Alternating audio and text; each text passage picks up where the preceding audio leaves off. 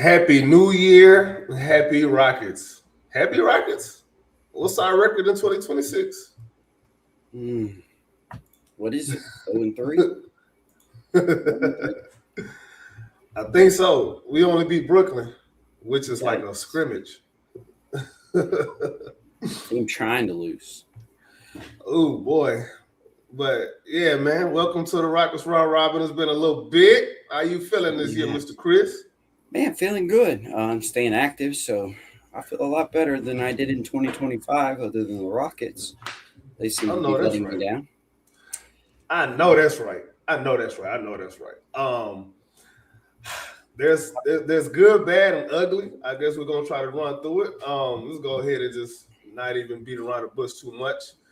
Let's kind of start. Let's start off, man. We're gonna do a 35 game Rockets report card and probably some other stuff later on. Let's start with the good. What are you liking that we doing so far this season? What has made you tune in to watch so far, man? Well, for a young team, I think with the young players, we're seeing a lot of flashes of good, right? The Reed Shepherds have had some good games, some carry games. Jabari Smith's had some really good games. Tari Eason, same thing. I think we're seeing from the young guys the kind of the ups and downs of it. But I think the ups are really nice and something that we can look forward to in the future. Whether the consistency can get up to par, that might change the overall of who are they as players. And then individually, I think Amen Thompson has developed into a lot more than I expected as far as a mid-range shooter.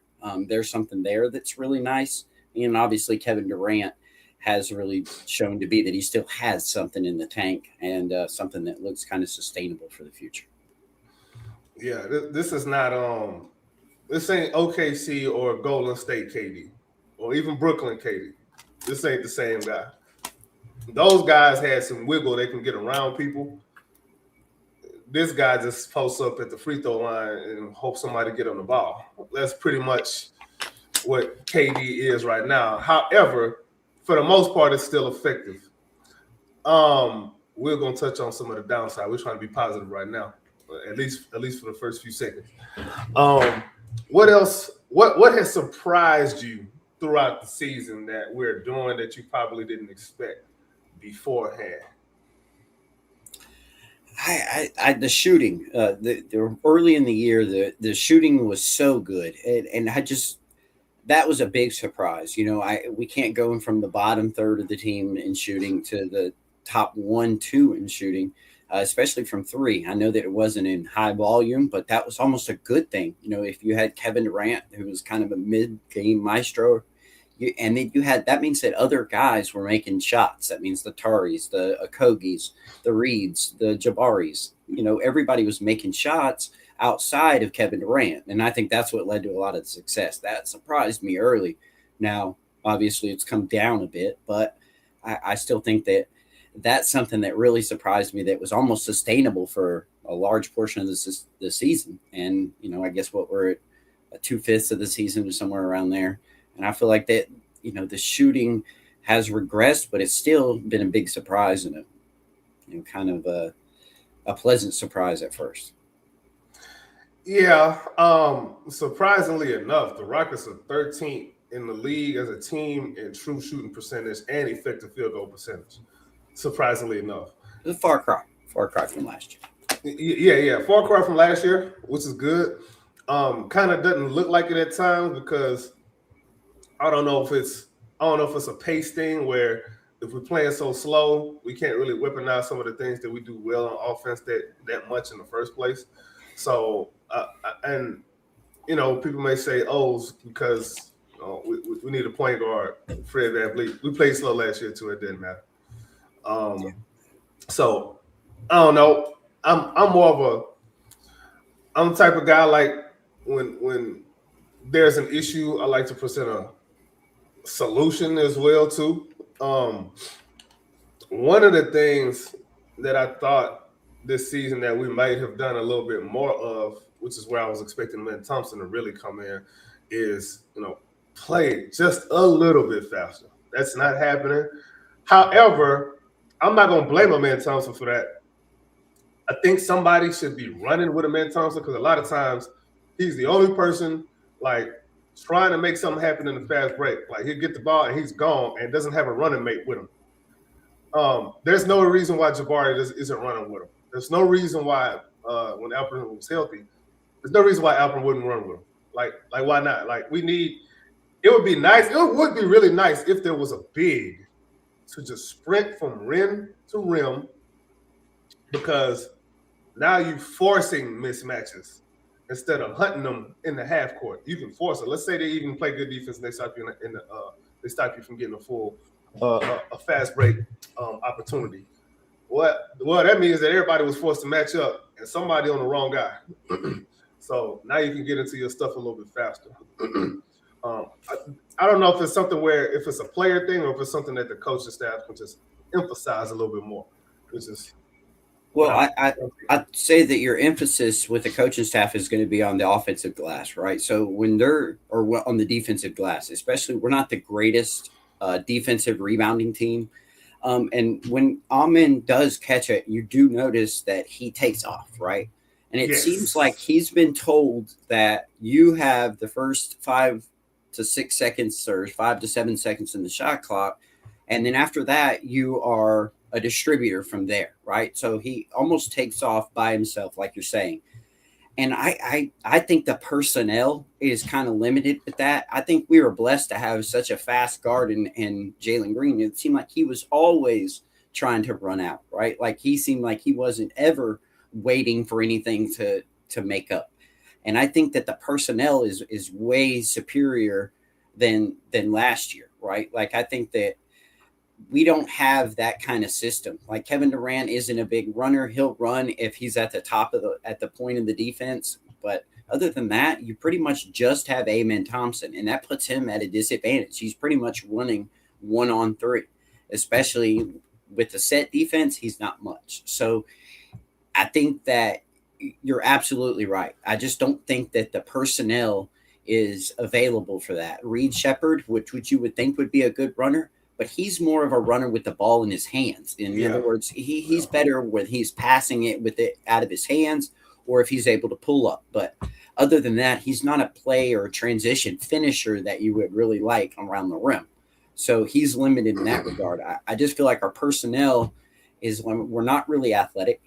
You know, we were last year. We're long, but now we're not as athletic as we were last year. So I think last year it was amazing to me how we were able to be so good in the fast break and still be such a good to decent rebounding, defensive rebounding team. And I think I just put that all in Adams and Şengün. This year, I don't think we have that, right? We don't have that kick. You don't see very much kick ahead passing unless it's to Amen Thompson, get ready to go. But he's mostly having to crash the defensive glass now too with Şengün. So I just don't think the personnel is applied for it. This is true. This is very true. One of the things that I was hoping would be the case is if we're gonna play so many long wings and long wingspan players a lot, I was expecting to create more turnovers. We don't create as many turnovers as I was expecting. As a matter of fact, one of the things that I thought would help with our pace and getting out and running was creating those turnovers in the half court and, guys sprinting to try to get easy opportunities. I mean, what I'm thinking, like last year, if you look at last year, we did a pretty good job of, turning people over and making them pay for it. This year, we're not turning people over as much with, you would think, better personnel to do that. Like, what's your thoughts on that?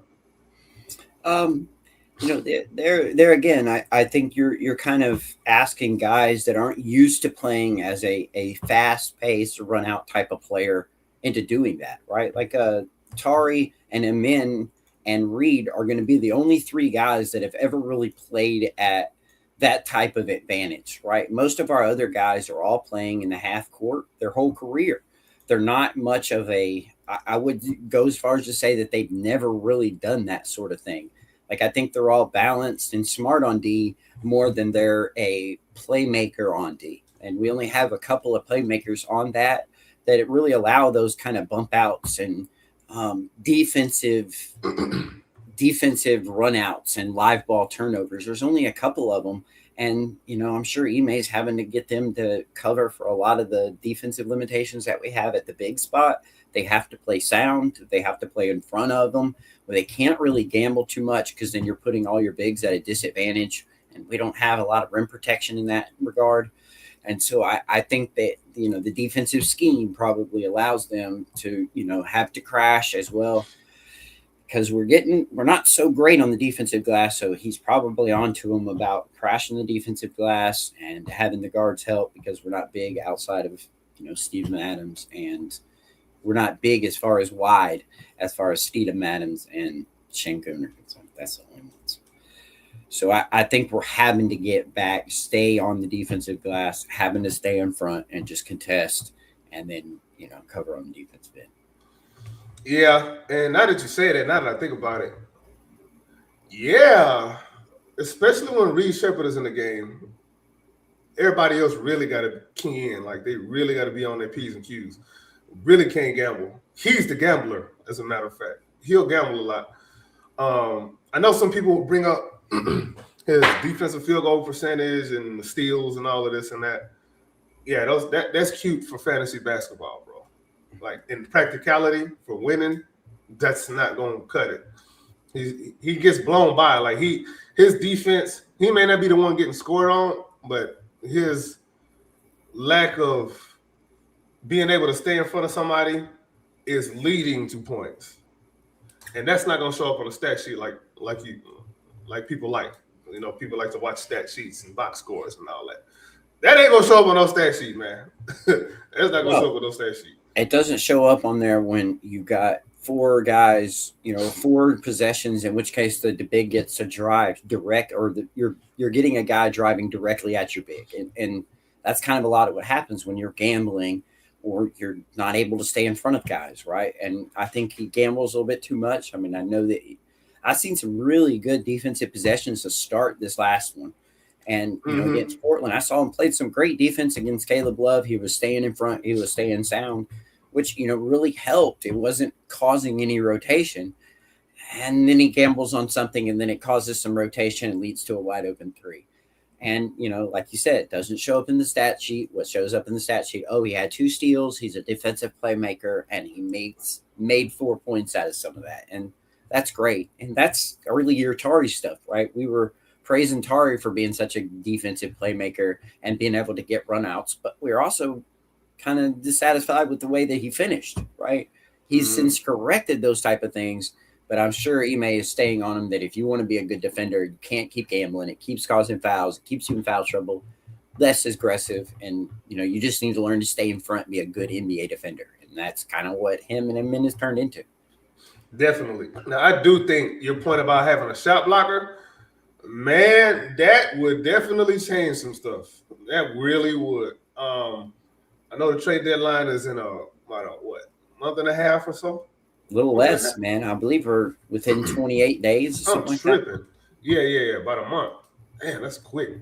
Yeah, so I don't know if getting a shot blocker is in the cards.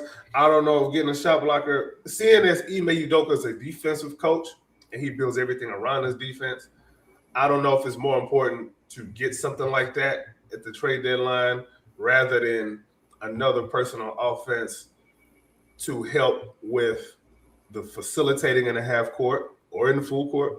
I don't know which one is more important. What's kind of your opinion on that? I'm torn.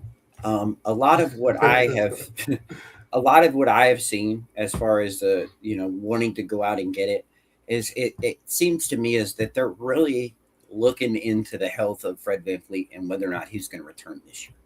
I feel like they're waiting as close as they can towards the deadline, and then they're going to make a mid-level move. But I don't believe that it's anything. I think they're really heavily depending on Fred VanVleet to come back this year and do the playoffs. A lot of what I've seen in this season, it kind of looks like they're playing towards the playoffs. like they're playing their games as if they're going to be a playoff team as of now, and I wonder if they're kind of playing their cards too quick here. And I think that, yeah, the chemistry isn't coming as quick as they kind of expected. And so I think that's not leading to as many wins. And I'm afraid it will cause a little bit of a panic. But I think the health of Fred VanVleet is highly dependent on what they're going to do at the deadline. I really do. Yeah. I ain't gonna lie, man. Even if Fred is healthy, I don't think there's a problem he really comes back and solves. And if he does come back and solve a problem, he creates another. If I'm being honest. And this is not me saying that we need to trade Fred. This is me saying he shouldn't have to rush back and risk further injury, number one. Number two, what is it about Ime Udoka's offense and guards that it's hard for them to get off? Like, what is it? Like, I don't understand sometimes how. Okay, let me say it like this. So I know people are gonna get mad at me for saying this. I don't care. We were told we just needed a closer. We got the closer. Nothing's changed. We actually worse closing now. We're worse in the clutch now with a closer. You can say that's because of Fred.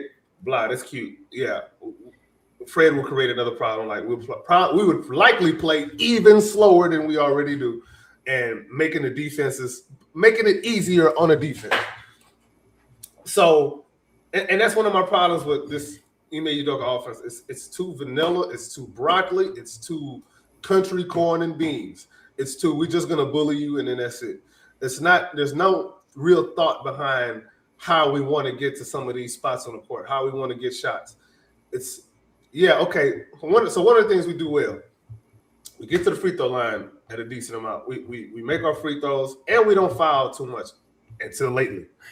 So we don't really. So we definitely weaponize the foul line. With our 3-point shooting, we don't really properly weaponize that because we don't take enough to begin with. So if you're gonna be such a good 3-point shooting team, percentage-wise, why is it that it doesn't matter if you, number one, giving up 3-point shots and they're taking and making more than you anyway? You're not weaponizing that. So you're doing this well, but it doesn't matter because you let another team do it well too. So it doesn't matter. It's things like that I'm looking at, and I'm like, this is not a point guard problem because we had a point guard last year, and we didn't have the 3-point shooting problem for the opponents. We are this year for whatever reason. But these are the things that I'm looking at, and I don't know if it's necessarily a point guard thing or if it's an offensive structure thing. So I say all that to say, bro, this offense is trash. I hate to talk like that. I don't really like to be so general like that, but the damn offense is trash. I gave you examples of how it was trash. But the offense is trash, bro. The offense is trash. Okay, we got a comment that want to blame Jabari. Okay, Q. If the offensive problem is because of Jabari Smith Jr., then who is that on? Who is that really on? Jabari ain't out there trying to create offense. He ain't running point guard. Well, and here's I'll talk about Jabari real quick here, and this is something that that I've been a very big advocate for. I want Jabari scaled down. It would be the answer for me, and so and you're right. You're absolutely right. That's on the coaching staff, correct? I think the last night issue, I'm going to put this one on Kevin Durant. The reason I say this is because if you are minus whatever your first or second option, whatever you're going to call Sengun, Kevin Durant needs to take more shots. And he's on his career. He's taking around 17 to 18 shots per game.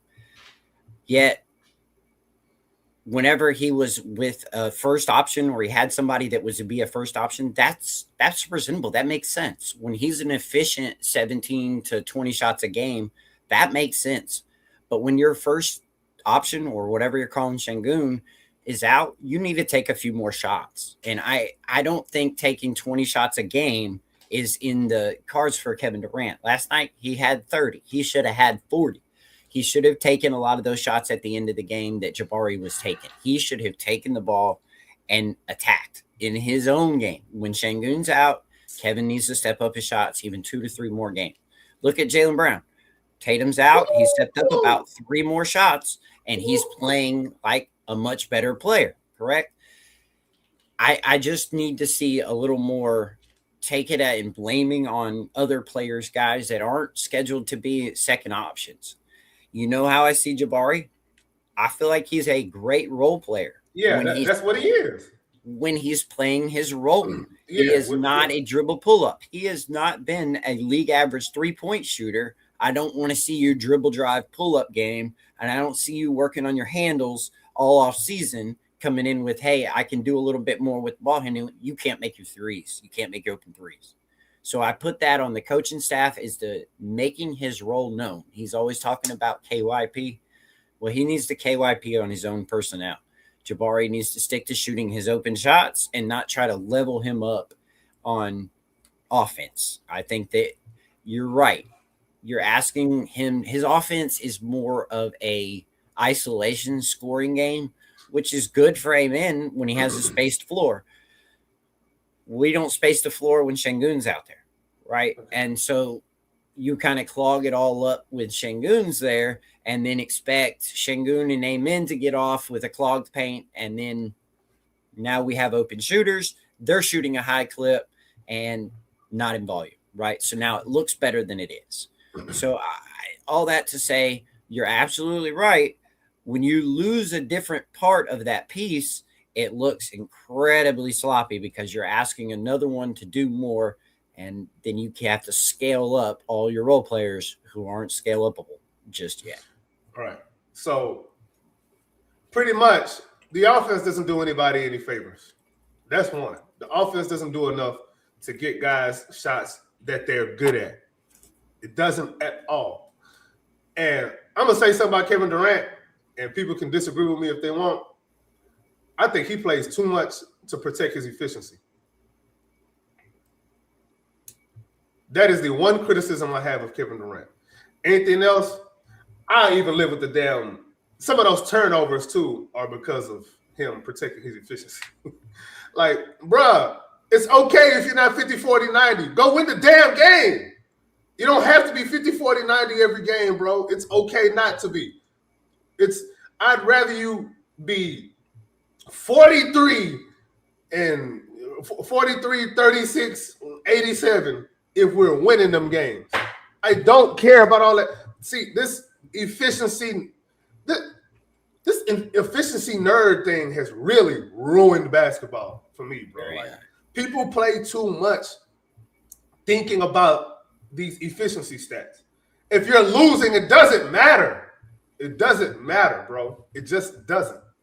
Now, KD, just as you said, yes, he should be taking more shots. The coaching staff should be able to scheme the defense out of these constant doubles that he gets on their right wing. It's always on the right wing because he can't pass going left. Hey, I just threw the scouting report out there. He always, when he's going, not that he can't go left, he can't pass left. When he passing left, he's passing cross court to somebody who should be cutting anyway, but they're not cutting because nobody moves on offense. That's on the coaching staff, bro. That's on the coaching staff. Like when Kevin Durant gives the ball up after a double team and somebody actually catches the ball and it's not a turnover, he should be ordered to relocate to a spot in the defense that is soft because something is soft there. There is a soft spot somewhere. The defense is starting to scramble. You can find your spot. You're Kevin Durant. You are a walking bucket getter. You can find a soft spot for you to catch the ball again if we don't score off of a 4-on-3, which we won't do because this is the Rockets. We don't score on a 4-on-3 opportunity after a blitz. Right, Golden State Warriors? That is something that I listen, my 11-year-old son is playing in 2 rec leagues, right? And he was asking me about this one that's a little less talented. And he said, what they're doing to me is they're doubling me. And then I get it. I asked him, well, what do you think you should do? And he said, maybe get off it and get it back. And I said, exactly. And it was something very simple that he learned that in the first quarter of his next game, he learned that once he gets off the ball and gets it back and he's moving, he has space.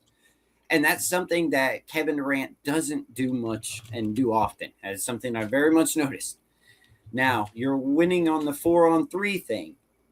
We don't have guys that are making open shots anymore. So, of course, we're not winning that type of game, right? And I think you said it last year, and it's something that we do very little of this year. If we're going to set up the 4-on-3, how about put Amen Thompson in the catch? Let him set the screen and then let him attack downhill with shooters. A lot of times, like I said before, the paint is clogged. When you have Amen and Sengun, the best thing to do is just clog the paint, and then you're able to kick out to shooters on those 4-on-3s. Early in the season, we were making shots from 3. Kogi was shooting an all-time percentage. Reed Shepherd was making his 3s. Tari Eason shooting the best percentage in the league. Jabari shooting a league average. We were winning games. Now when you do the 4-on-3 and you're kicking out to a 30% shooter in Jabari or a 30% shooter in the Kogi, we're not so much to win those games, and those pockets are a little tighter. And then Amen and Sengun are having to do a little bit more, or Kevin Durant is having to do a little bit more to get open. It's kind of an easy scheme to scheme out, right? Yeah, man. He comes out after this game against Portland. Speaking of Ime Udoka, and he's saying he's blaming the 37-year-old. Not blaming the 37. He's saying I can't get my 37-year-old rest. Something like that. Something along those lines. I can't think straight. I was woke up. 37-year-old that couldn't. He took his 37-year-old and you were down by 11, or you're up 13 and you lost a 13-point lead. We did. They blew. Yeah, we did. And we took out Kevin Durant. Okay, guess what, bro? Coaching affects role players more than superstars. Superstars are going to superstar. That's what they do. Coaching affects the role players. If you can't get them to buy in, if you can't get them to look good without the superstar being on the court, if you can't get any of them to look good without your superstar being on the court, you gotta look in the mirror, Ime. And again, this is why I said in the offseason, the KD thing is going to expose whatever you're doing wrong as a coaching staff, because now you got what you want, and now you can't blame the person you shipped out. That's what we're doing. That's what's happening now. I mean, bro, if he needs an offensive coordinator, I don't know what the hell the rest of the coaching staff is doing. But if he needs an offensive coordinator, Lord have mercy, we got to find him one. You see Tiago Splitter, his former lead assistant, you see what he's doing over there in Portland with lesser players? Even look at how their role players performed when we were blitzing the hell out of Denny Avdia. Look how they performed. Look what they did. Yes, I know Tamani Kamara went nuclear. I don't know how that came out, but hey, he answered the call when well, that's all too common, right? Like it seems like that's their game plan, and that's what he says, right? He says it every time he has an interview. Ime says we're going to live with the personnel that we want taking those shots. And a lot of times that's what we come out of these games saying, oh, man, I can't believe that Caruso knocked down 8 threes. Oh, I can't believe that, what was it? Like you said, Kamara knocked down 8 threes. Najee Marshall knocked down 6. You know, there's always this role player that we're allowing to make shots. Well, this is the NBA. These guys can make these shots consistently now, or they get pulled off the floor. So I think that, yes, our defensive was looking great. It looks great when those guys aren't making those shots. But when those guys are making those shots, you see how bad it looks. And it leaves us exposed to being in games. Last year, our defense was good because it was straight up all the way around. Now we look like we're scrambling 90% of the time. And that's probably because we're trying to cover for what's weak in all the areas. There's always 2 guys on the defensive end that need help, right? And that exposes the defense. Last year, we didn't have that so much. We have guys that could play straight up. We were allowing Şengün to play with a switch. Now we're not doing that as much. We're doing it on blitzes and hedges, and then he's getting back and scrambling. So we're not playing the same type of defense we played last year because we're having to cover for a lot more than we did last year. Yeah, I do kind of see that. It's the defense is still good. It's not what it was last year though, and you would expect it to be better than it was last year with quote unquote upgraded personnel and shipping out quote unquote low IQ guys. So if again, what did I say during in the offseason, or what have I been saying? Theories will be tested. Proof of concept is on the way. Here it is. This is what happens when you have a superstar player. This is what happens. Everything gets exposed. All of your dirty laundry is going to get exposed. Whatever you can do as a coaching staff is going to get exposed because the superstar is going to look like a superstar. It's the role players. Coaching affects the role players more than anything else. The role players really are the system. And then, as good as KD is, he's not the guy you want initiating your offense all the time like this. He's just not. He's doing it out of necessity, and it shouldn't be out of necessity because why is Amen Thompson not able to do that right now at this point? Is it the offensive scheme that we're running, or is it – because think about it. I want you to think about something. I want you to imagine in your mind every time you watch a game, every time somebody is driving, why is Amen Thompson aligned in the corner? Every time, damn near, bro. You're driving yourself into a double team or into a turnover. Or into a bad shot because you're gonna kick it out to how many times does Amen Thompson catch the ball in the corner and we just know, well, this ain't gonna end well. Like, why he shouldn't be aligned that way. Like the alignment shouldn't look that way. That shouldn't be the case. I don't understand it. I wonder if we play, and this is something that I saw in the playoffs last year. We play a very heavy ISO. That's playoff style basketball, right? Like that's why I believe we play all these close games because we play a playoff style basketball. We play a terrible regular season style, right? Like these are. It looks like a fourth quarter clutch possession on every possession with KD, right? Yeah. You get down. It looks like you're winning the clock down. You're up 4, and it's 2 minutes left, and you need a bucket. And that's what our offense looks like at all times. It looks like 2-minute offense up 4, right? You wane the clock all the way down to about 7. You give KD the ball at the top. You hope for something to happen quick. You pass off quick, make a shot. That's it. That's our offense.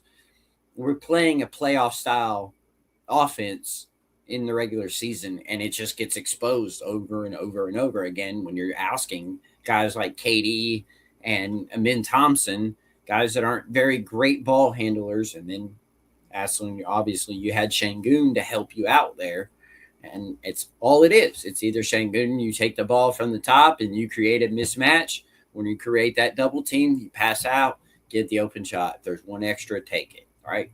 It's a very vanilla offense. Like you said, it just clogs down when you're playing in the regular season and you're either A, your role players ain't hitting shots, or B, your ball handlers aren't great at handling the ball in a consistent fashion. And that's what we have. I got a stat for you. Yep. Very late shot attempts. Where do you think the Rockets rank? And very late shot clock is 4 to 0 seconds. Second. First. Yeah. With a bullet. Yeah. Frequency is 13.2. The next is the Clippers at 11.6. What's our frequency or what's our percentage? How are we shooting in this? Our percentage is our field. just about 40% field goal percentage, but effective field goal percentage is 44.8. Matter of fact, let me see where that ranks. Yeah. That's very mid. That's like that's mid, bro. That's playoff basketball. Yeah. Right. And then late shot clock. Right. Late shot clock. Play defense. Run the ball, play defense. 2001 Ravens. Him and D'Amico got their own page, right? Boy. Let's not even It's funny how the Rockets and the Texans mirror each other, right? All right. I said this last year, bro. Hey, the Astros always rank high in defensive rating. They always play good defense the last few years. Good pitching. Houston, Texas. There is no D in Houston or Texas, but we lead the defense. It's all good. 7 to 4 seconds in the shot clock. Where do you think we rank in frequency? First, 11.5. Right behind us is Charlotte at 11.4. Yeah. Effective field goal percentage is 54.5, which is 54, which is actually good.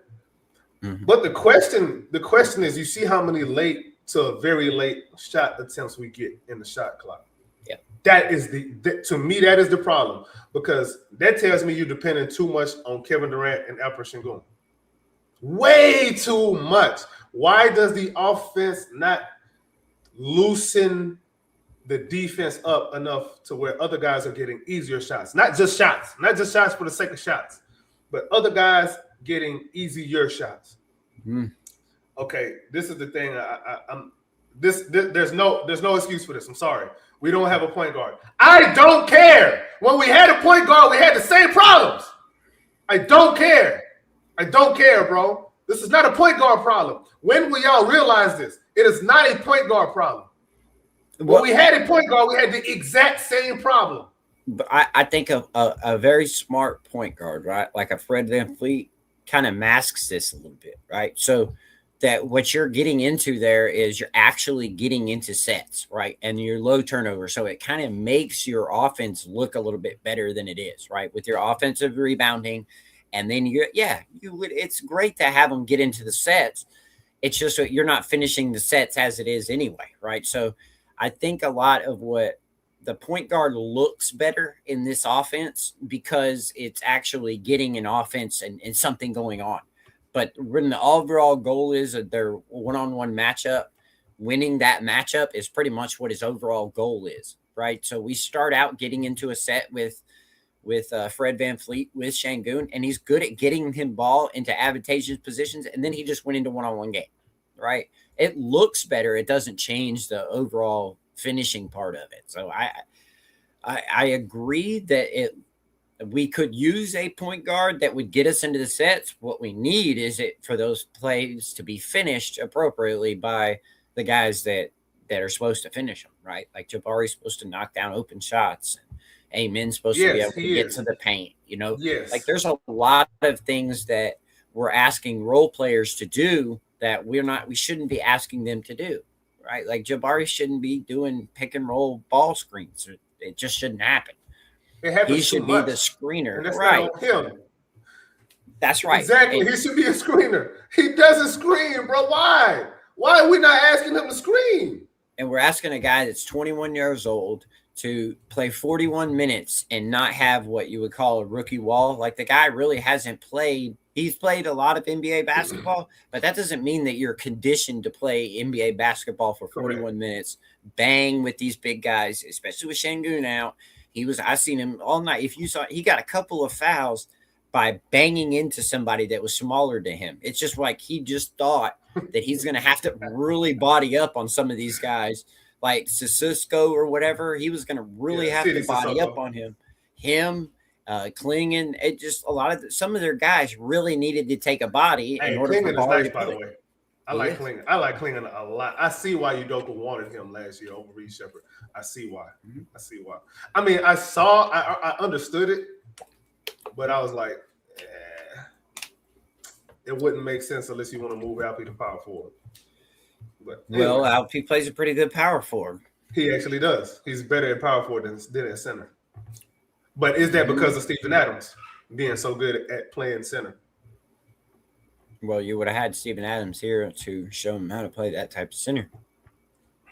I mean, he is here. Been here for a little hot cup of coffee now. No, I'm talking about Klingon. Yeah. But did you want to draft? He was your third string. Yeah. Was he? How much was he going to play though? How much would Reed play last year? Oh yeah. Well, that's a different story. Right. He don't play last year. Now, if he's now this year, we probably wouldn't go get Capella. We would probably spend our money on somebody with ball handling. Yeah, I think Be a little bit different. I will never trust Ime Udoka drafting a young guard ever. I would never trust him. They just don't do well under him. They just don't. But anyway, another stat for you, bro. Early shot clock, 18 to 15 seconds. Where do the Rockets rank in frequency? I'm gonna say bottom third. Dead ass last. Oh wow, even worse. Boy, that ain't no point guard problem because we were doing the same things under Fred, bro. Like Fred ain't gonna change that. I'm sorry. Now, a different type of point guard could change that. Somebody who makes it a point to get up and down the floor at all costs after a defensive board. Yes, that would help. But who knows? Ime Udoka might tell him, no, slow it down. Don't run it all. We don't do that. How about a scoring point guard? A scoring point guard. Yeah, a scoring point guard, yeah. Technically, isn't that what Amen Thompson is doing right now, technically? Well, I'm saying more of or someone to compliment him. Yeah, more of a shooting passing guard, right? Like a Reed Shepherd that could defend. A Reed Shepherd that can defend. Okay. Like does that exist? But you know what's funny to me? This right here, okay, so yeah, we needed Fred VanVleet for the culture. We need James Harden right now. Oh, yeah. I ain't look at it like that. We need James Harden right now, right? Because the IQ of the court and how he sets up the pick and roll and how he learns that style of play, we are severely lacking. Like Şengün is not a great – he's a good at catching in the pick and roll, but he's just not a great pick and roll player. Yeah. Does that make sense? Like, yeah. He doesn't finish unless it's set up for him. And it's like right there. And it's a lot of times not set up for him because a lot of our point guards can't shoot or they're attacking the same way he is and getting downhill. So they're able to just back up. Right. But that playing those easy buckets that Harden would get Zubac and how he turned Zubac into, if we could get a little of that out of Şengün from somebody, I think we would have we'd have a lot more out of Şengün. We get a lot more out of him. Yeah. Zubac is also a really big dude. Şengün plays physical too. He plays physical, but when he has to play somebody else who's physical like that, it's not. Yeah, it's not it. Yeah. Yeah. Unfortunately, I know somebody will be mad at me for saying that. I don't give a goddamn. What changed me with the Zubac thing is that he wasn't a big lob threat. He wasn't a vertical spacer. But then he's still 8 with Harden, which I thought wasn't going to work. I really thought that it took a vertical player to play with Harden, and it didn't. You know, it turned out to be that you need a good defender, but you don't need a vertical lob threat. You need somebody that knows how to play in the pick and roll, and Harden can make it work. And so I feel like he would get Şengün 4 or 5 easy buckets a game that, you know, he just doesn't get right now. And I think that's what, you know, when they see point guard, that's what they're thinking about, right? Like a guy that can get some easy buckets for your teammates. We don't get that at all from Amen Thompson. Is if you can knock down a shot, you can get an easy bucket, but you're not getting a lob from Amen. You're not – everything that Amen sets up is all from the shooting variety because they all have to back up from his ability to get downhill. So he has to work hard to score too, by the way. He has to work hard to get to the paint. That's right. And sometimes it works great. And if your shooters aren't making shots, it looks like it did last night, right? Like Amen just is pretty much worthless when you don't have guys knocking down shots. So we saying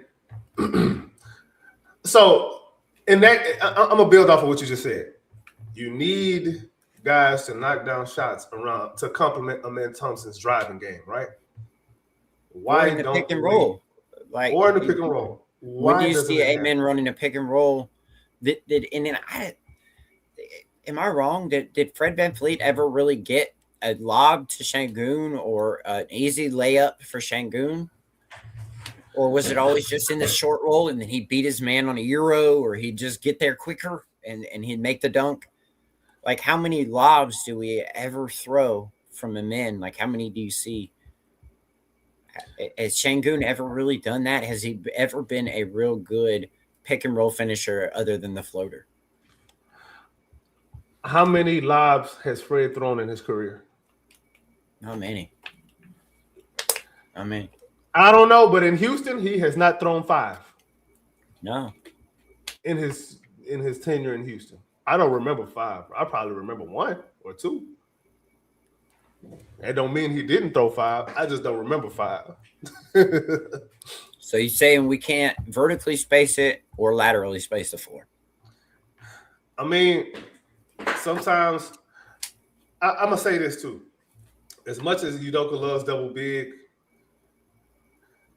he has to complement that at some points in the game when the time calls for it, to go 4 out, 1 in with Amen Thompson being the end, I guess.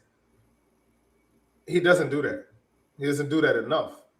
Why don't we try that sometimes when the personnel is right on the other team? Like when Ime Udoka is coaching on offense, bro, he coaches very reactively and not proactively. He doesn't force the team. He doesn't force the other team into adjustments. He adjusts to whatever the other team is doing. You see what I'm saying? Okay. Let me give you. This is some of the adjustments that Udoka does. Double big, zone defense, and these are adjustments he makes to not making shots. Double big, zone defense. Bring in a Kogi or a Holiday or Tate. What's another one? There was another one. There's another adjustment that he makes that ain't got nothing to do with making shots. I can't remember. With those little gimmicks that he likes, bro, like, my guy, scheme your guys open. Scheme your guys open. It's not about, I think he depends too much on physicality and bullying, because that's where he thinks. That's what he thinks. That's what he is as a human being. Like, that's what he talks about. Being physical, fighting. All of that is cool. I'm for all of that. But if you don't have the schematics to complement it, what is the point? Those are last resort things, not first resort things. Like, your adjustment isn't just get more physical. Your first adjustment is, all right, how do I make the defense pay for these double teams on Kevin Durant or on Alperen Şengün?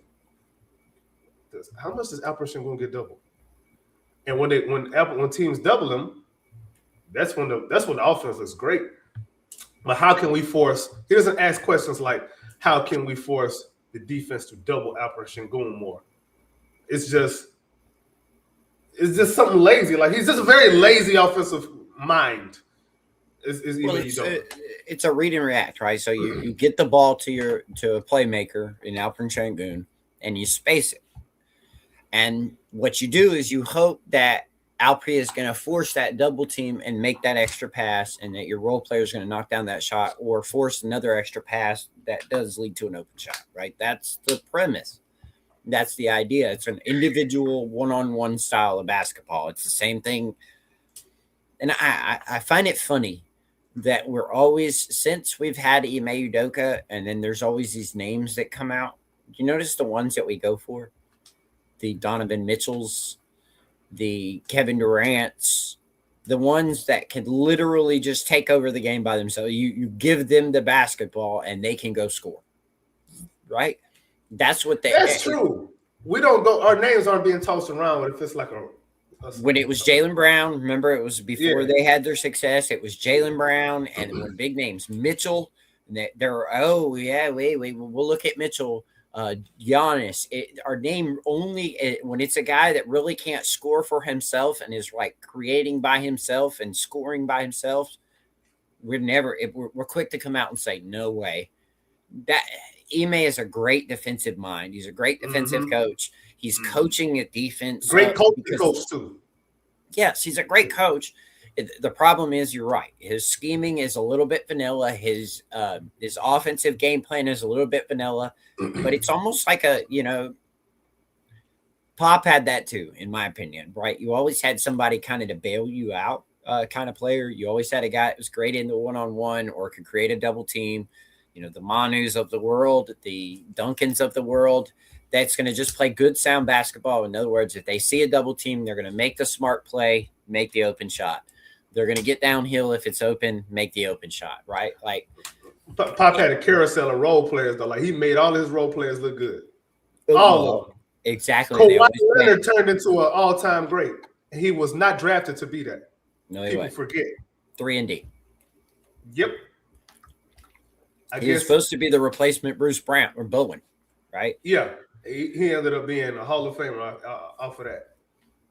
Like because what he did was really he started in his role and then he scaled up from there, right? And I think that's what we're lacking right now is guys are not starting in their role and then scaling up. They're scaling up before they're ready, and they're trying to do a little bit too much. They got a little bit too much dip on their chip, and they're trying to do too much.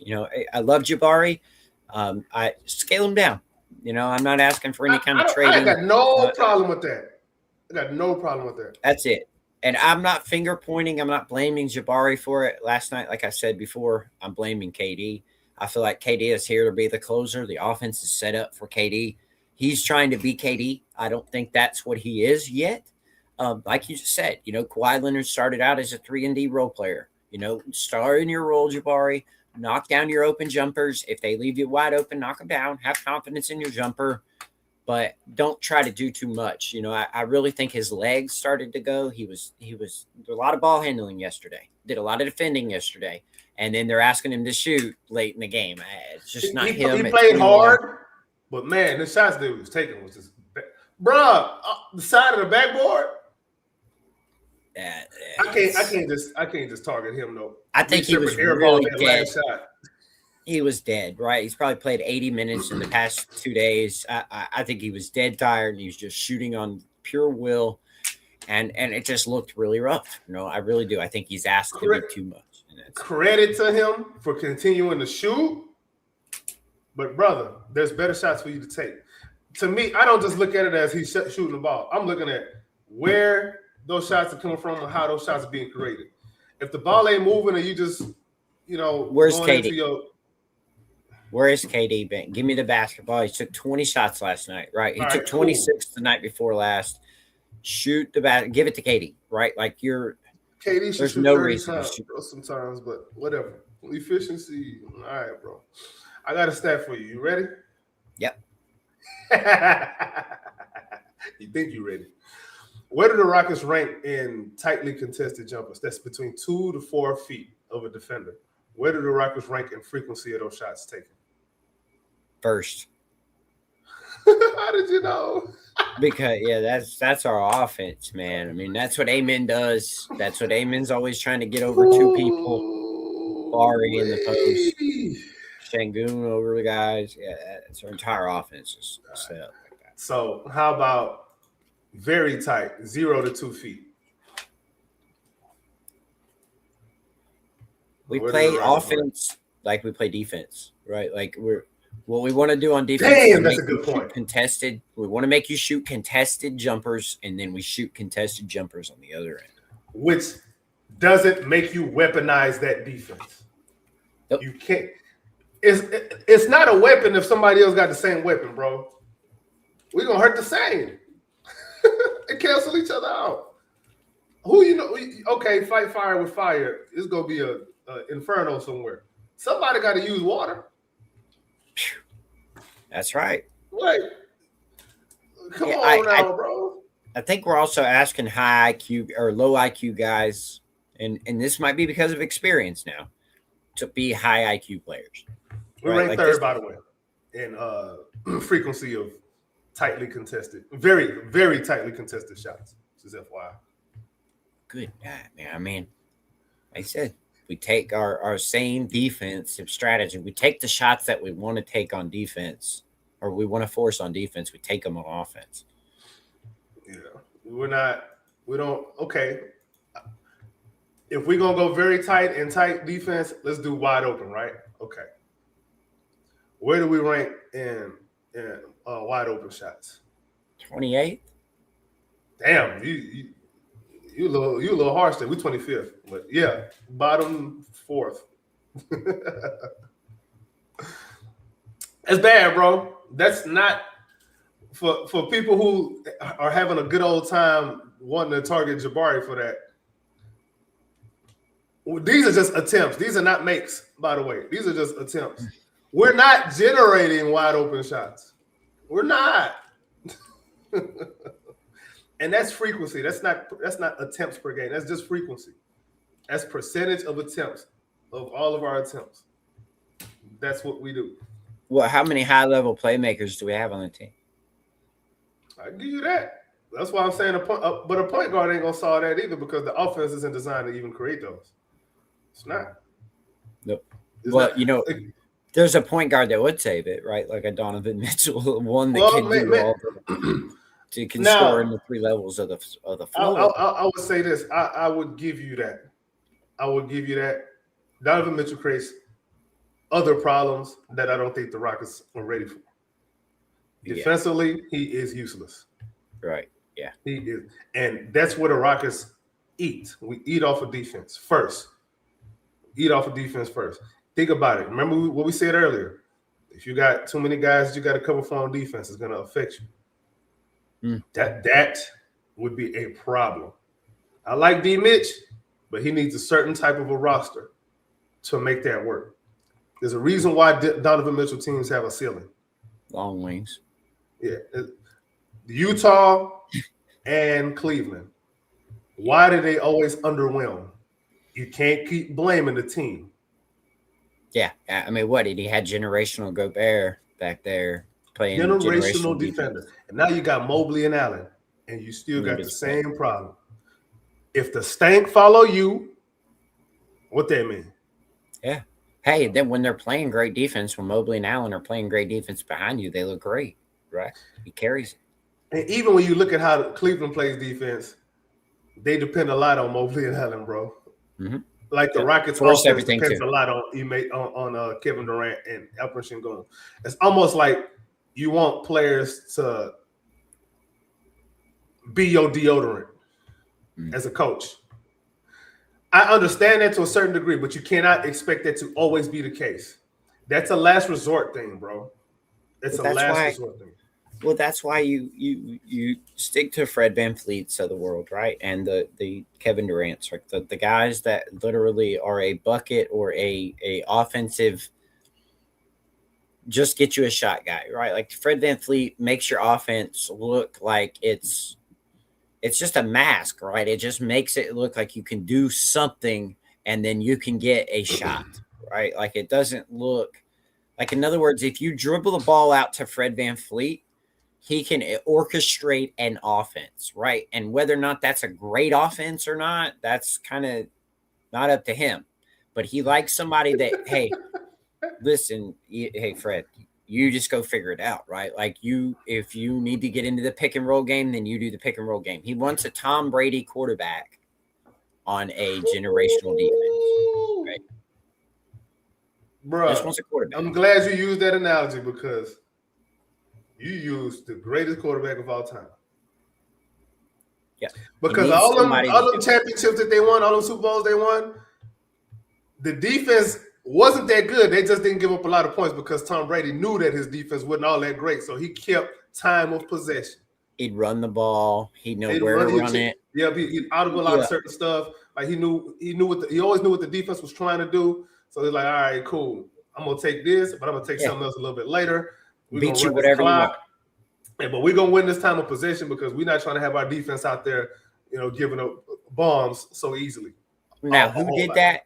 The on-play quarterback, not McDaniels. It didn't matter who your offensive coordinator was.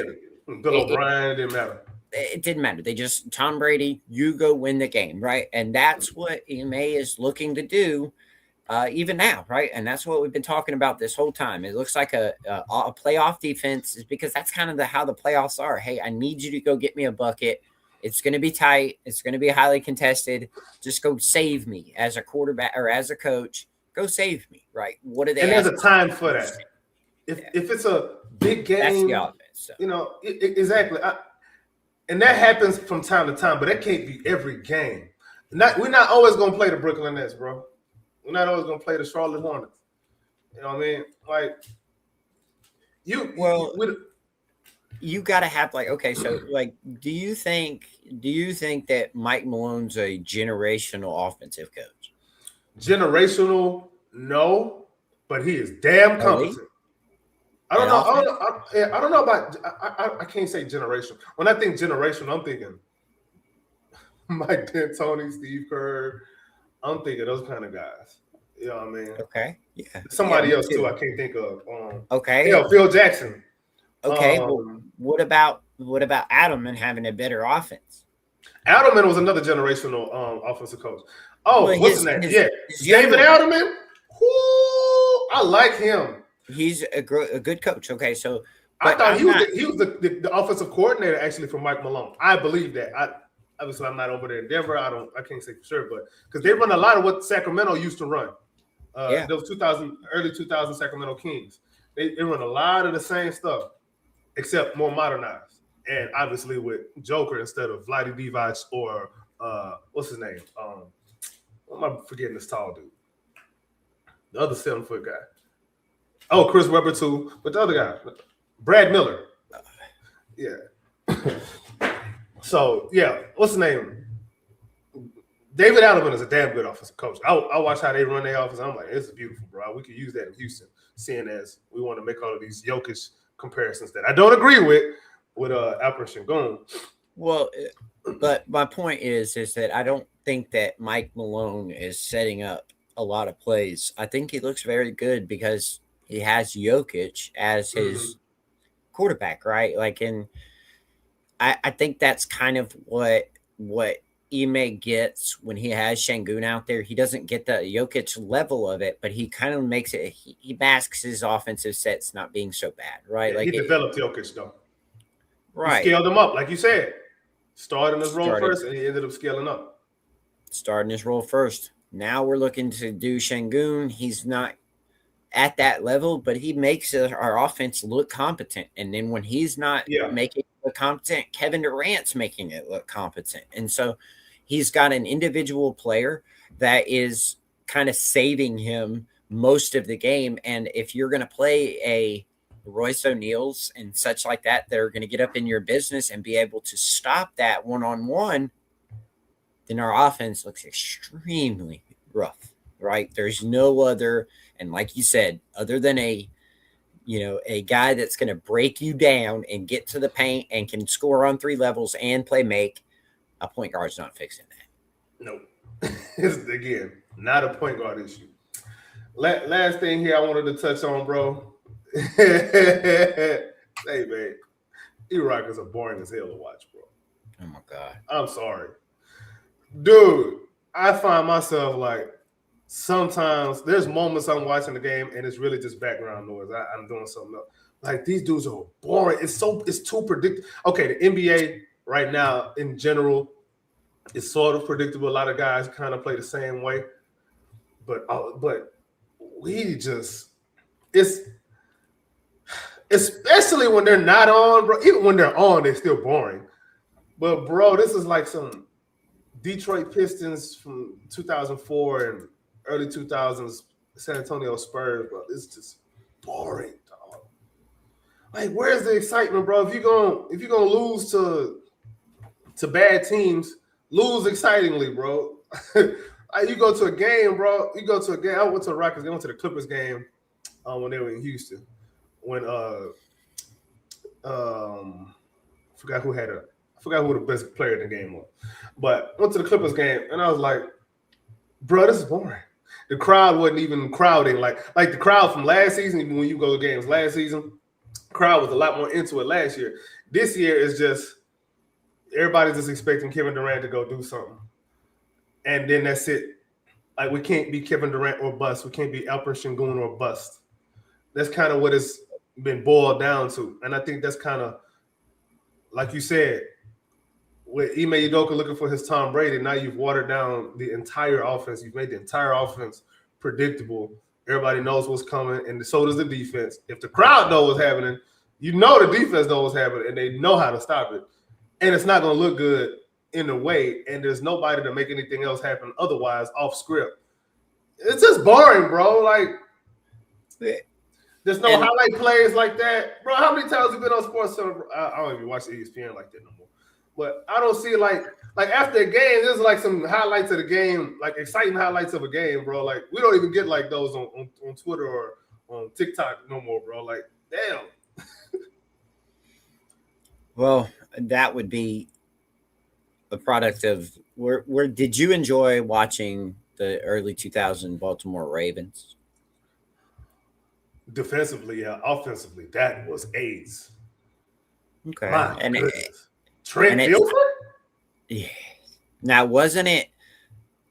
Isn't it sometimes more exciting to watch our defense with the really and truly with the Reed Shepherds, the Amen Thompson, and Tari? Put those three out there. They're defensive playmakers.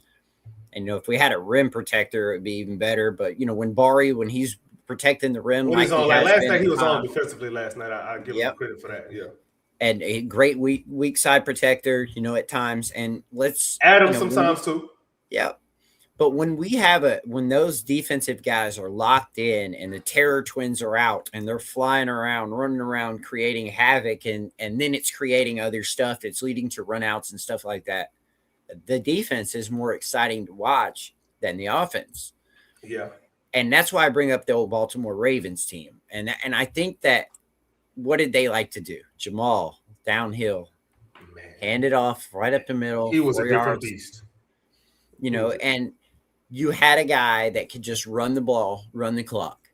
What we were talking about for most of this show, there were late shot clock, contested jumpers.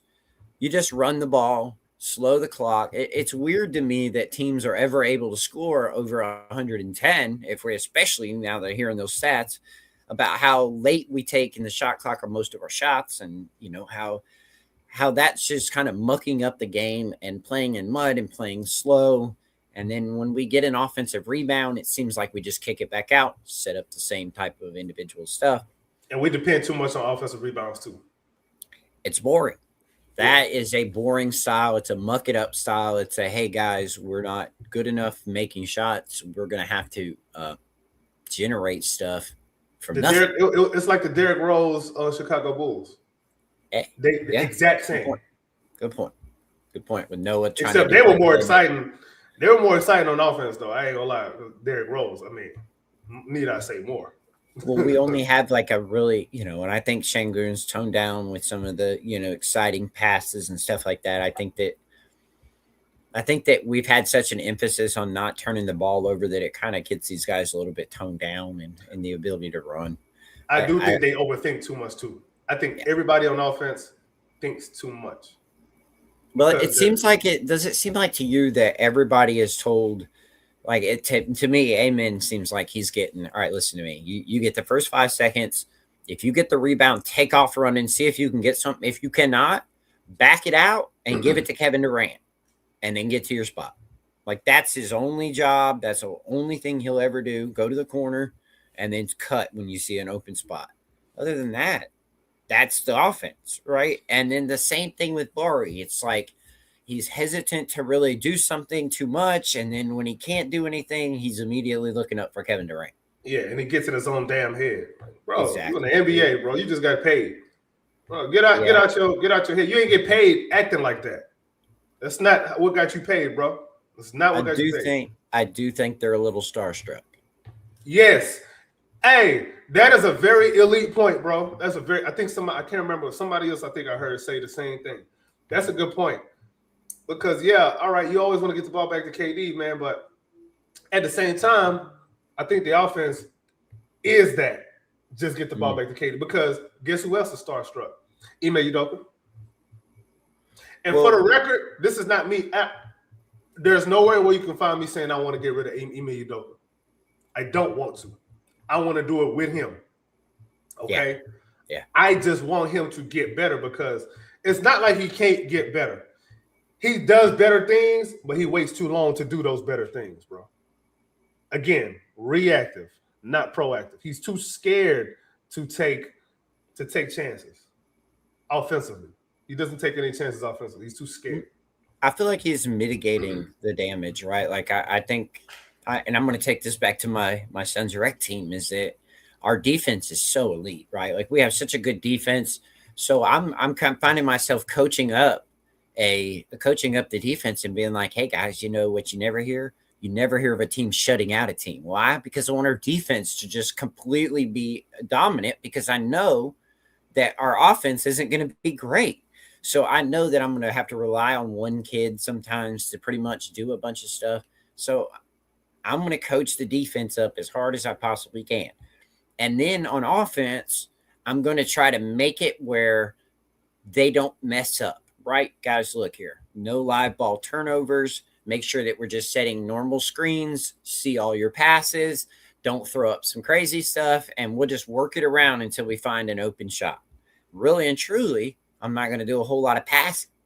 Why? Because that is a lead for a turnover. I think we're looking at that the same way. He's looking at him saying, guys, look, we got Kevin Durant, generational one-on-one scorer. There's no better shot than a KD contested jumper. Let's just get to it. Now, I'll let you kind of play with it a little bit in the first 15 seconds of the shot clock, and then they're not smart enough or high level enough to create their own stuff, right? Like how many times do you see Jabari setting a flare screen and then peeling out for an open jumper? Like, you know, how many say you see screens? Yeah, there's nothing really going on. And you see it. You see it every now and again. I can name the first 10 games we were running some split action. We've seen it a little bit last year, but it seems like he's just a young coach trying to – it's almost like he's like, hey, we need to go to something else. He just goes to his bread and butter. Right? Yeah, so that's the thing.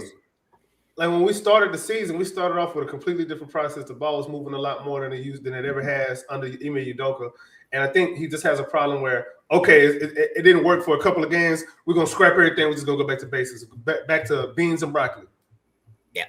Yeah. Like, bro, you can't coach like that. You got to stick with it, bro. Like you got your plan. This is the new setup that we got. You know, let's play it through. Let's see it all the way through. Like, don't start halfway. Imagine you sit there and you making, let's say you barbecuing, you grill. Tell me you grill, bro. Oh, yeah. All right, cool. Yeah, baby. Now imagine you start grilling something and the coloring isn't what you wanted to be at the first hour of it being smoked. The color of the steak or the color of the chicken or whatever the hell you grilling, the color don't look what you want. Even though you know down the line after the next couple of hours, if you smoking something for a long time, if you smoking some ribs, when it's ready to pull off, you know what it's supposed to look like. Yep. Udoka pulling that thing off when the blood's still coming out. Try something. Go back to it out. No. Like, bro, come on now. Like Udoka got to stick with. He doesn't have like he goes back to his safe space a little bit too easily. Yeah. Too easily, man. Like, and he can get coached out of what he wants to do too easily. Mm-hmm. Well, not out of what he wants to do. He gets coached out of trying something too easily. Let's go to the playoffs. Remember the time when he took out Steven Adams because they was doing the Hacker Adams? Didn't need to. And he didn't have to do that, but he got scared. Like, you can't be a chicken, bro. You can't coach like a chicken on offense. Like, how you got all of these big balls on defense? You big Mr. Tough guy on defense, but on offense, you a little baby chicken. Harmless. Like, you can let them get you out of what you wanted to do like that easily? All right, bro. Steve Kerr coach circles around that man. They sat there, they blitzed the hell out of Jalen Green. All series, you didn't do anything to get them up out of that. You just whatever. All right, come on, bro. Like, no. And that's the thing, man.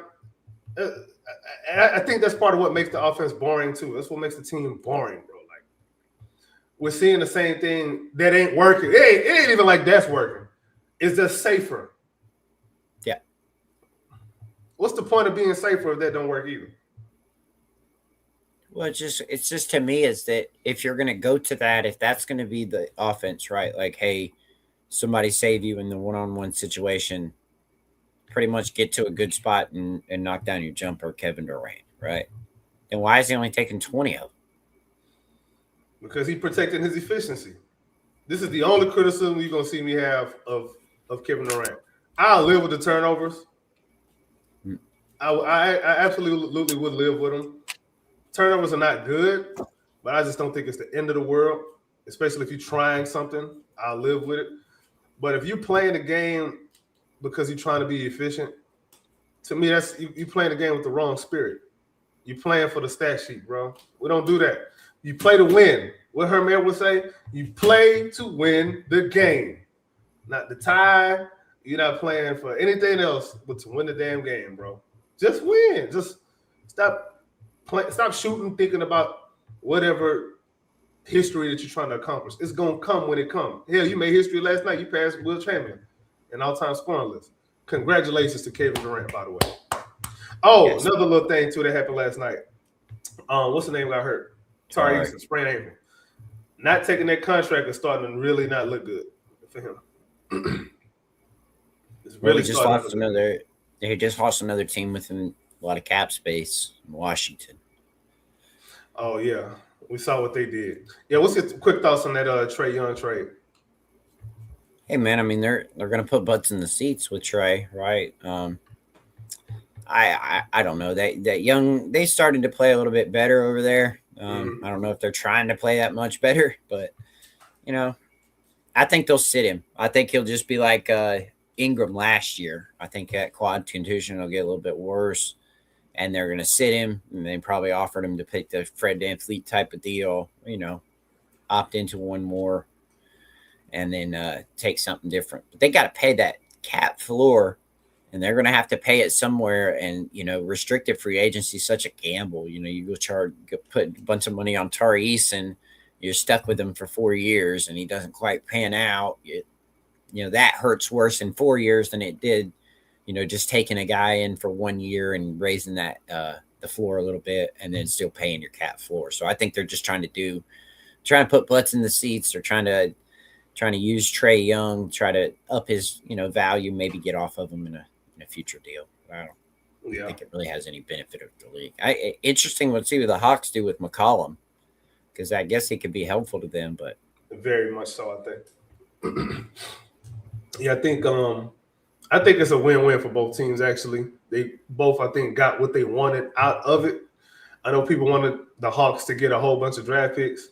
I mean, because San Antonio has their draft picks, so they're looking for them to get some type of a James Harden type deal. That wasn't gonna happen. This is a different cap environment. It's a different market now, man. Like, only certain guys are going for multiple first rounders. Only. If you're not an all NBA first team, that's probably not happening. But I think for the Wizards, yeah.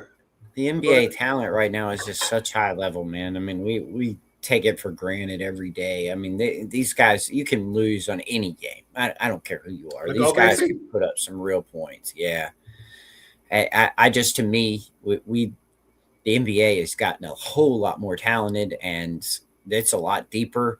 There's guys that are 14th men on some of these teams that can score on you all day. You see what Jada Pickett did the other night for Denver. You know, when these guys get opportunity, they're seeing that they can really perform in it. So I don't think that, you know, I think we take it for granted that the NBA's talent is it's a high level game, and there's a lot of good athletes out there. You never know what you could get.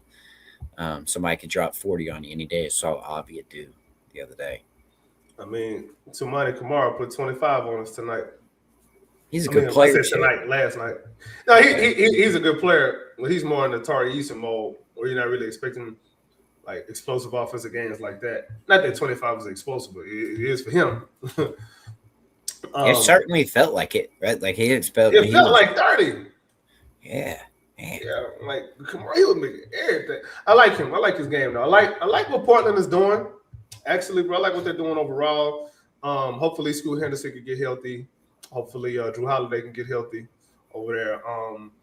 See what I mean? Yeah, Like, they were look without. who's not even playing. Yeah, what I man, mean? that's a deep team. Jeremy Grant plays for them too, don't he? Yeah, he's hurt. Yeah, he's hurt too. And Yeah, Dame plays for them.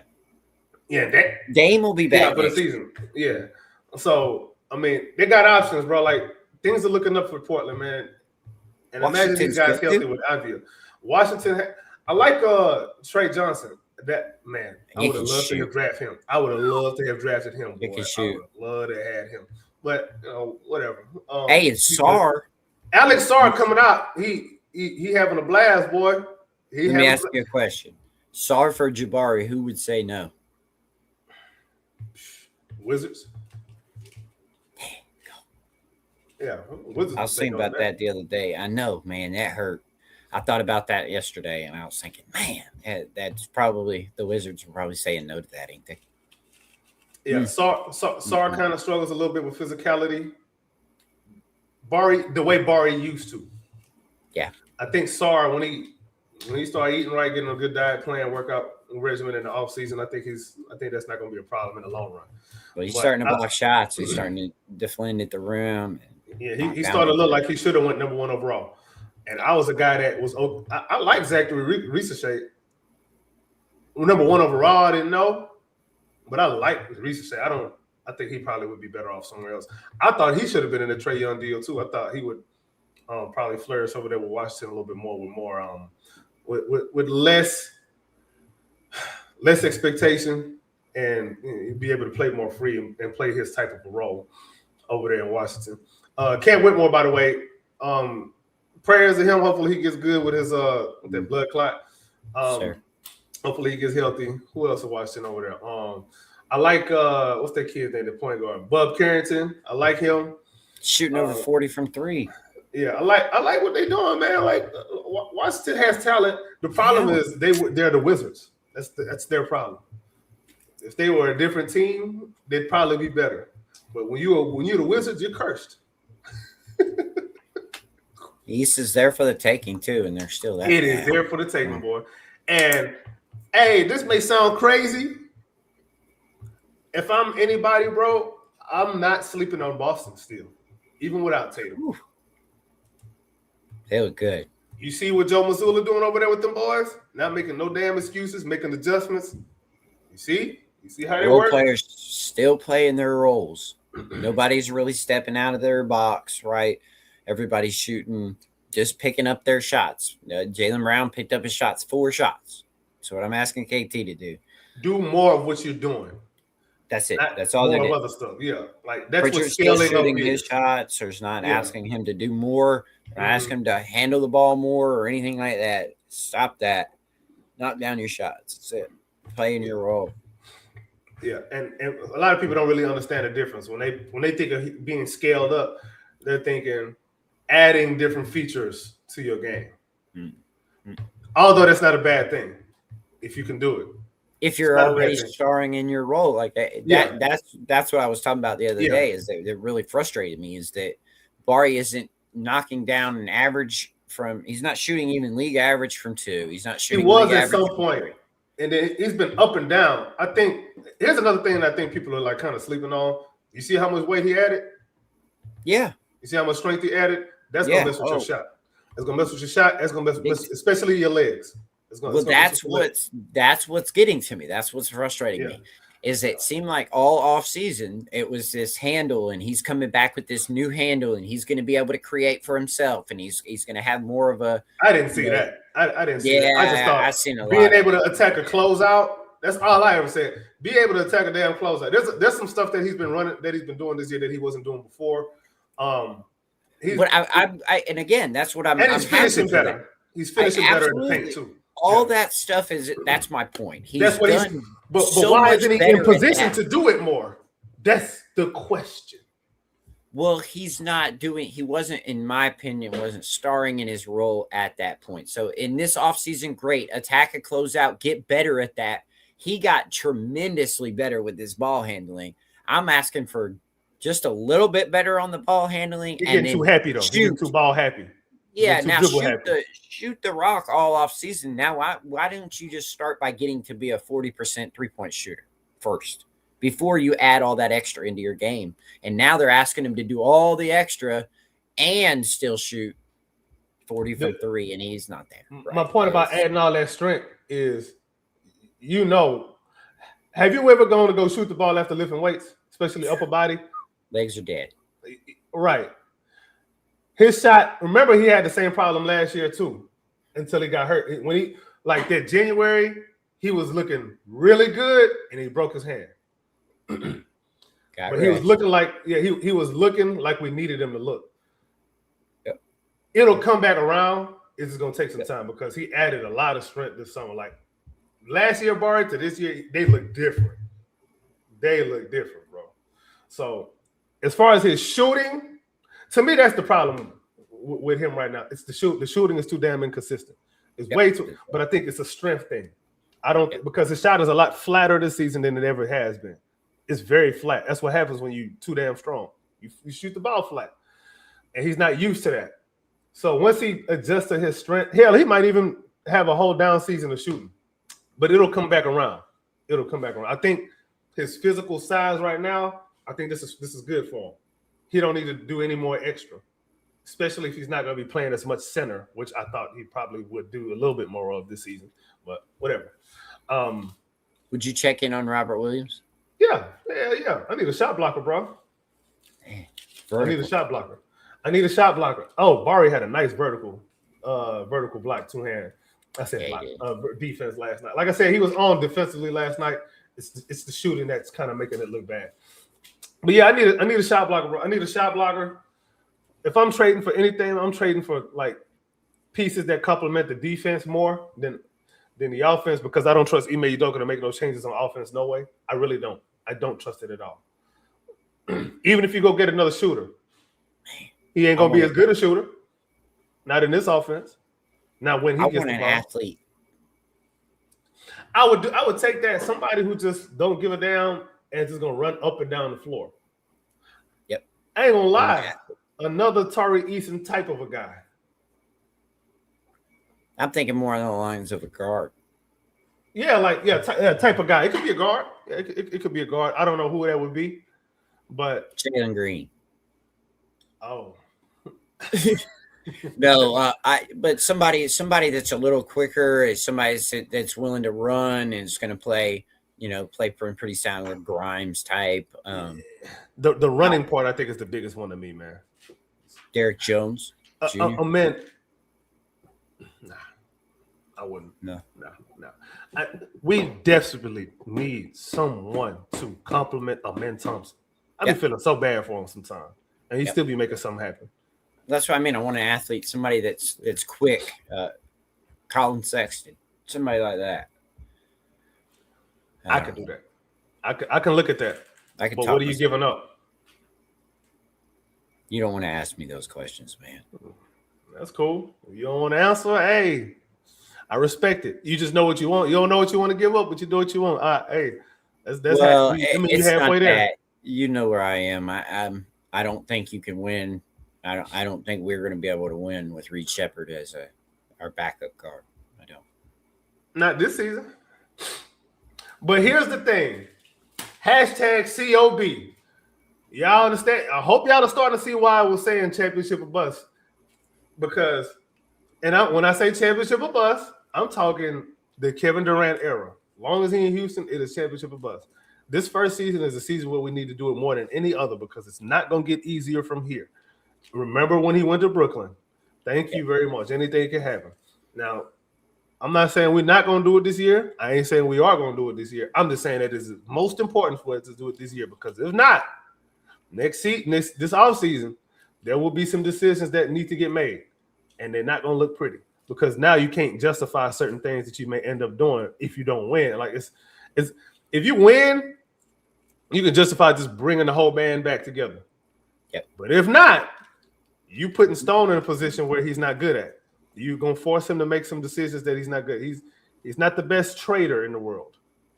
He's not the best trader in the world. Getting back good stuff for the coach. that the coach will use and can use properly. I don't know if we want to be in that position. And then Wemby is coming. OKC is still there. Denver ain't going nowhere. Like, you don't know who else can come out of nowhere. So we'll see we'll see. I wonder if they'll try to get back into this draft. I wonder if they'll try to get under the apron and get out of the repeater. There's a lot that I think that they're looking into right now, if I had to guess. all right. I would hope so, man. Any final thoughts? No, let's see how they fare the next 15, 20 games. Let's see till the All-Star break and see what they look like. I think we're okay. It's a lot better than we're making it out. You know me, I don't like this 3 to 5 game stuff and start making judgments on people. Yeah. I like to let it play out. I really do believe we're playing kind of like a playoff style, and we're playing for the playoffs. I think this will benefit us late in the year, and this will benefit us in the playoffs, being able to play in tight games. We'll have plenty of experience in doing it, whether it's versus up teams or playing down to teams. I think we're in a lot better shape than people are thinking. I think we're playing like we're an old fading dynasty like Golden State, rather than play like a young team. I think we're trying to play. It's a long season, and these ups and downs, I think we're getting valuable experience in them, for sure. Yeah, definitely. I definitely agree with you on that. Right now, the Rockets are we are 6th in the West. However, net rating wise, we're 2nd in the league. So we are playing. Our record doesn't necessarily state who we really truly are right now at this point. I think we're better than what the record says because of some situational basketball type of stuff. Being the clutch being the main thing. This being in the clutch. If we just forget about everything else, about the offense, how boring it is, and all that. If you just look at the clutch, we're horrific in the clutch. Matter of fact, let me look that up real quick. So in the clutch, so we've played, how many clutch games have we played? We have played 18 clutch games. We have a losing record in the clutch. We're 7-11 in games that are considered clutch. I forgot how they measure it.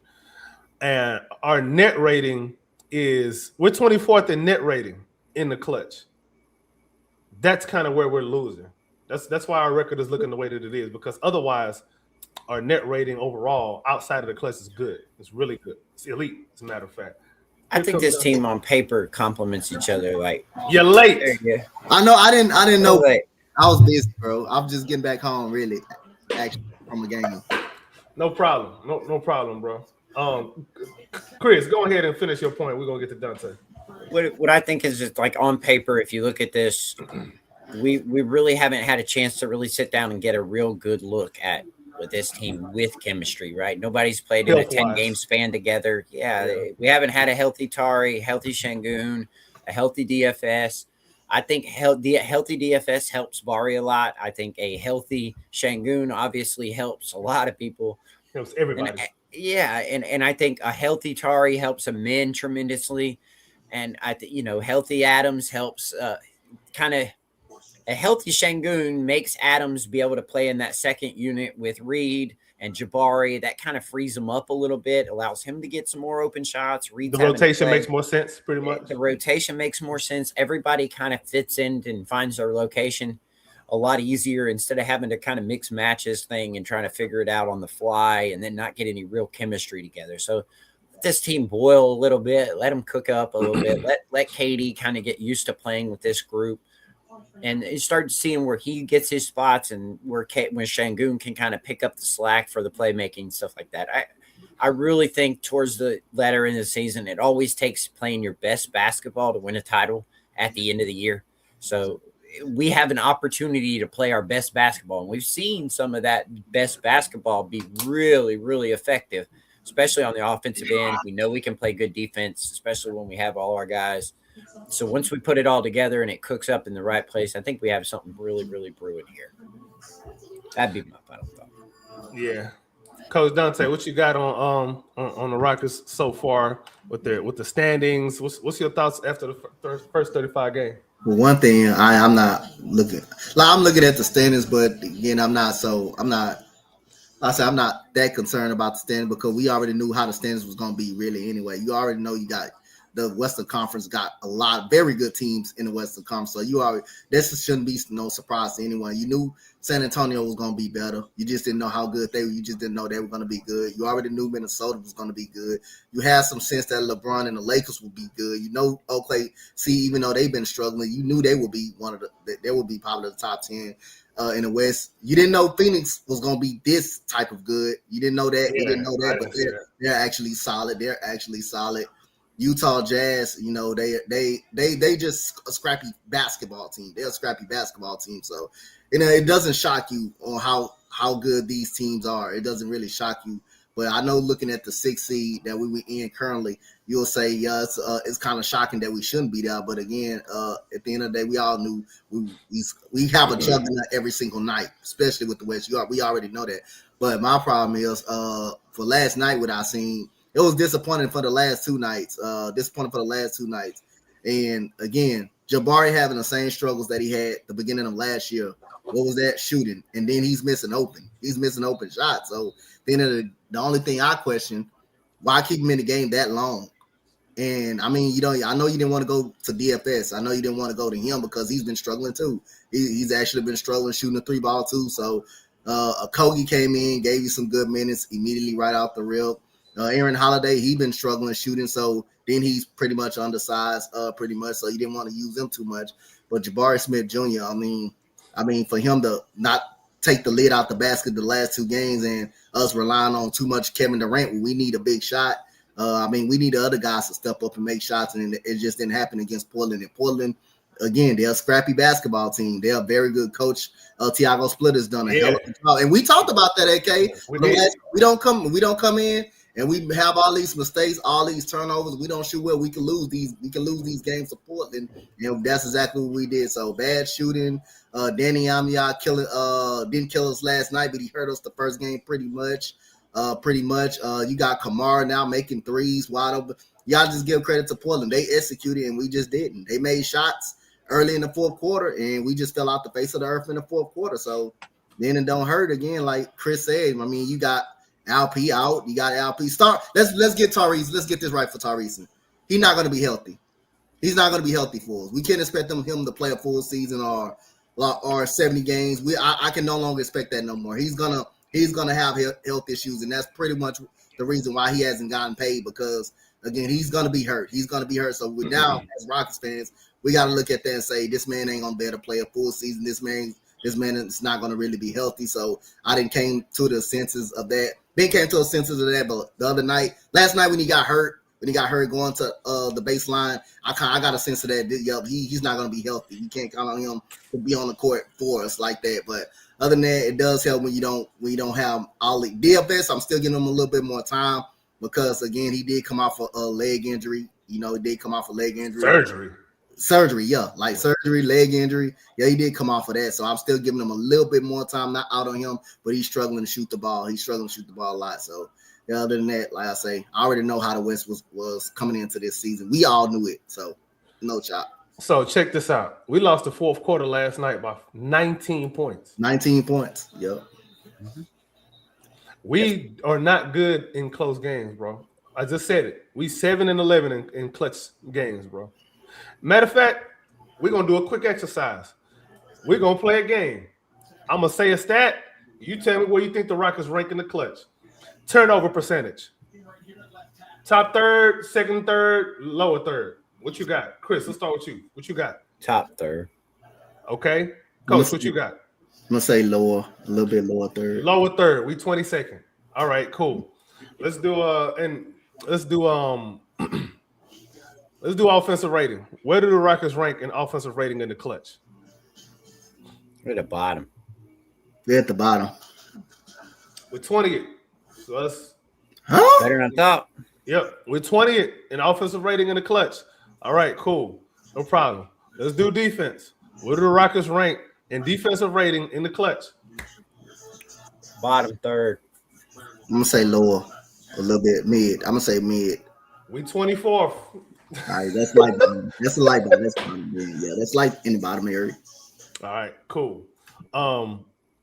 Assist to turnover ratio. Where do the Rockets rank in the clutch? Bottom.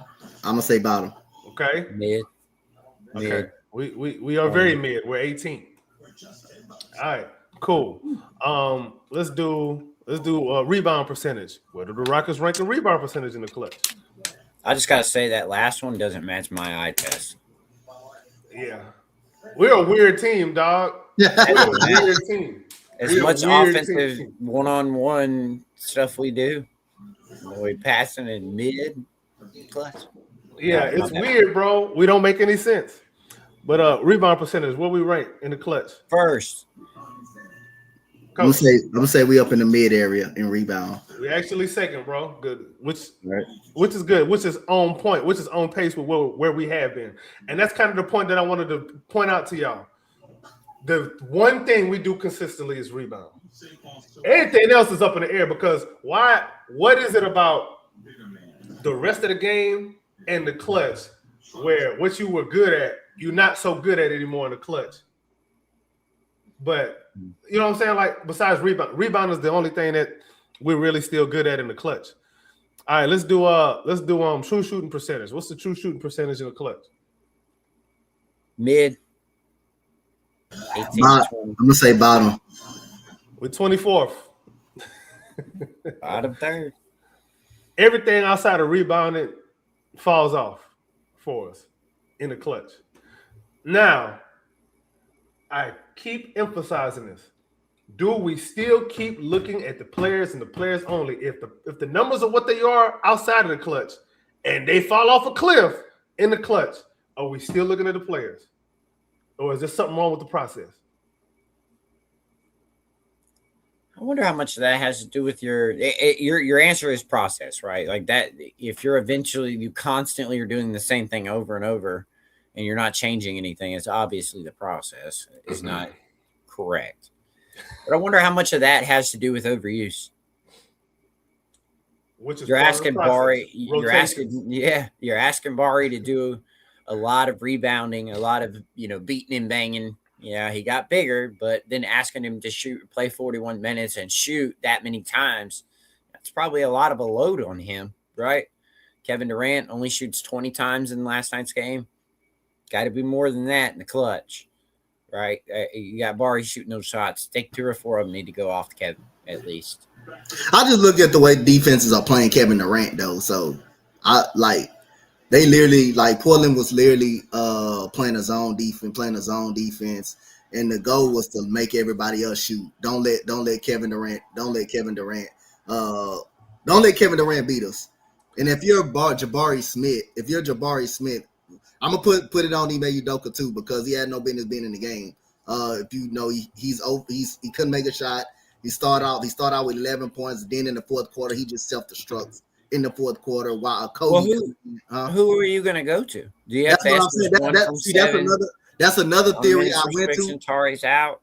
That's another theory that I actually went with that I first said when I came on. I understand why you couldn't take out Bari because you didn't have nobody else you could go to because Finney Smith's struggling to shoot the ball at the same time. Tari hurt. You're not gonna throw Aaron Holiday in now. But then what about Tate?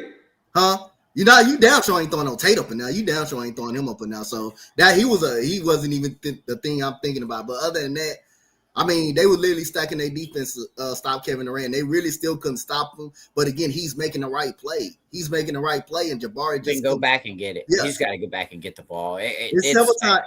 It's several 20 times. shots isn't enough, man. Yeah. You can't be taking 20 shots and then you have Bari go 0 for 9 in the fourth quarter.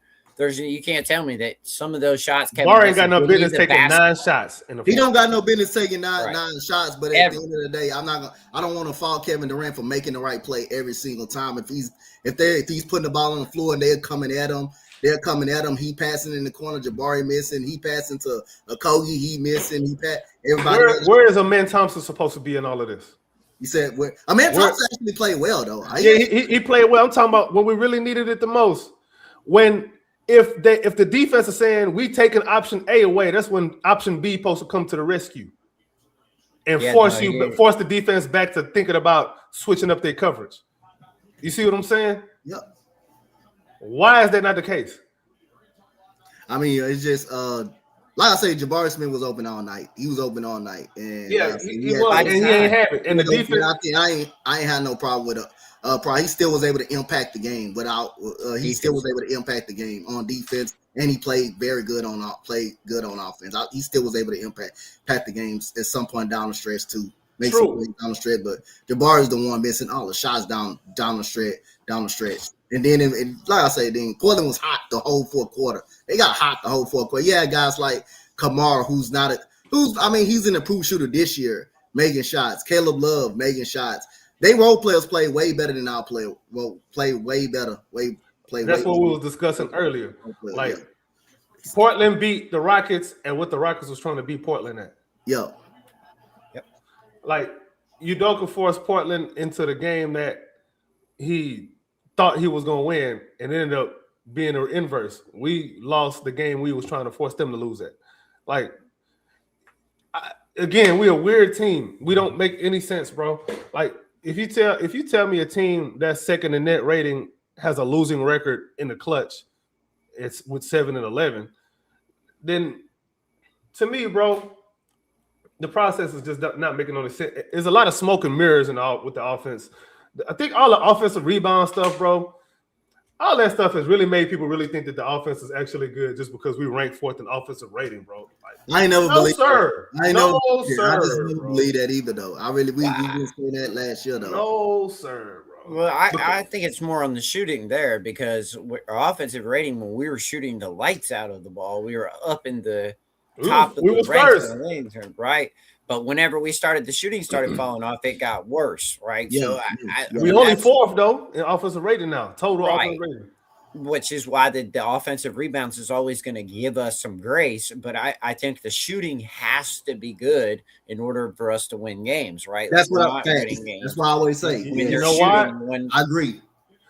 Like, we don't get enough points off of turnovers. We don't turn the ball over. We don't turn teams over enough to go out and get easy leaks for guys to feel good about themselves. We don't get any easy shots. We work too hard for everything. So, Coach, we were talking about there was a stat that this is not my stat. This is a stat that is real. I don't make up stats. So the Rockets are first in frequency of taking the most tightly contested jumpers, tightly contested shots. We are first with a bullet.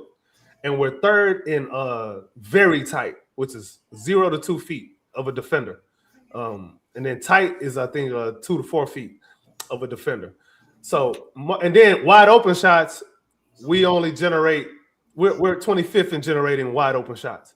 So we are always working hard to just get a shot off. Yeah. And we want to blame Jabari. All right. I'm not saying you are. I'm not saying either one of y'all are. I'm just saying the sentiment in the fan base is just because we got a bunch of box score watchers. Oh, he's missing shots. All right, bro. The offense is the reason why people. Like I said, I think he can fix that though. It's just, I mean, and that's just one game. By the way, that's just one game. It's really a few games. Jabari Smith last year did the same thing, like beginning of the season. This time was beginning of the season. He did nothing but miss open shot, and I say he's gonna be fine. I'm not too worried about him. You can fix missing open shots. But the reason why I'm looking at Jabari when it comes to this kind of stuff is because he's a role player. He takes role player shots. Well, he used to take role player shots. So if you look at the rest of the role players, they're really just doing what he's doing too. There's a reason why we don't. First of all, we already not generating no open shots. We only taking tough shots. He ain't the only one that this falls to. It's just that he's like the number one role player. You know what I mean? So he's the leader of the role players. So what he does is obviously is going to be magnified to when it comes to role player type, I guess, plays. So, but the rest of the team the rest of the role players ain't actually, you know what I'm saying, holding their water exactly either. I don't know if you consider Atlanta Thompson a role player or not. I don't know. He kind of borderline. But see, and this is where I kind of get off on Jabari is it's really just about the shooting, right? Like if you go back and here, I got him right here. In the wins, he's shooting 50% from the field, 39.8% from three. In the losses, he's shooting 35% from the field and 32% from three. It's the him knocking down open shots, Yep. but taking only his shots, right? Like I think trying to scaling him up has brought him down to taking shots that he's not ready to take, right? Like I don't think he needs to be doing pull-up jumpers until he's able to knock down his open threes. Like I think you're asking him to do too much is causing him to struggle, right? Like if you weren't asking him to do all that, then you wouldn't have it. Because when you look at it, he plays more minutes in our losses than he does in our wins. And he has more uses. So you're asking him to do more than he's really able to do or complimentary able to do. So the best thing to do is you need to find the guys that are better creators, then allow them to have more creation and the ball in their hands a lot more, and then allow the role players to be the role players. Amen has just got to be more creative. KD, you got to take more shots in the clutch, especially if you don't have anybody else shooting them. I should have thought he had 40 last night. He should not have had 30. I brought this up earlier. Jaylen Brown, he's up 4 shots a game since Tatum's been out. What are we getting? We're getting more out of Jaylen Brown. Right now, Şengün's out. We need a little bit more out of KD. Unfortunately, when Şengün gets back, he can kind of rest. Otherwise, we're going to lose games. It is what it is. That sound about right, man. I don't know if y'all want to.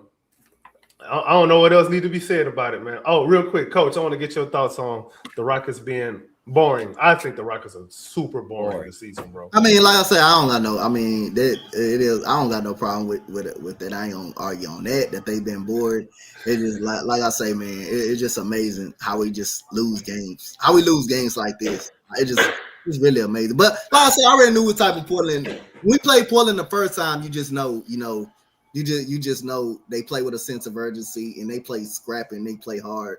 And Thiago Splitter again, just doing a hell of a job with that team. That young core is developing, and Caleb Love is good, man. That dude, Caleb Williams, you think about football too much. Caleb Love is really good, bro. Caleb Love is. I know Caleb Williams is a beast, though, boy. I've been watching that man since North Carolina and Arizona. He's a clutch shot maker too. He has some ability to make some clutch shot, and that's what they did.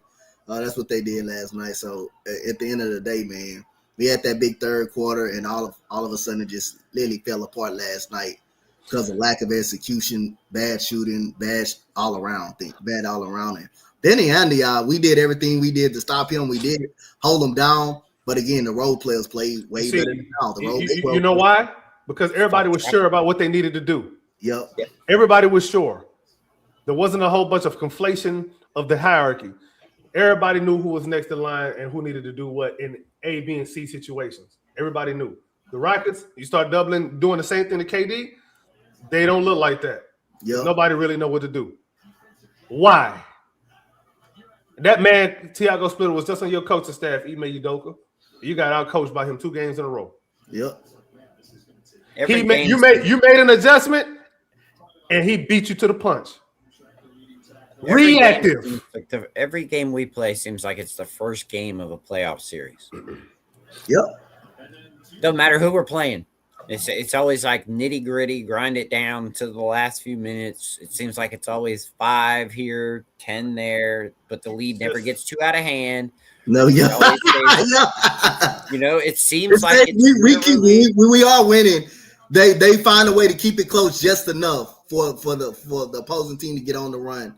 And then when we started trying to make the adjustment, it'd be kind of already too late. It'd be kind of already a little bit too late. We never put a game. We just really never put the game out of reach too much. We just never put it. Every possession looks like we're up 4 with 2 minutes to play, and we're just killing the clock until we get to take a last minute shot. All right, you guys done?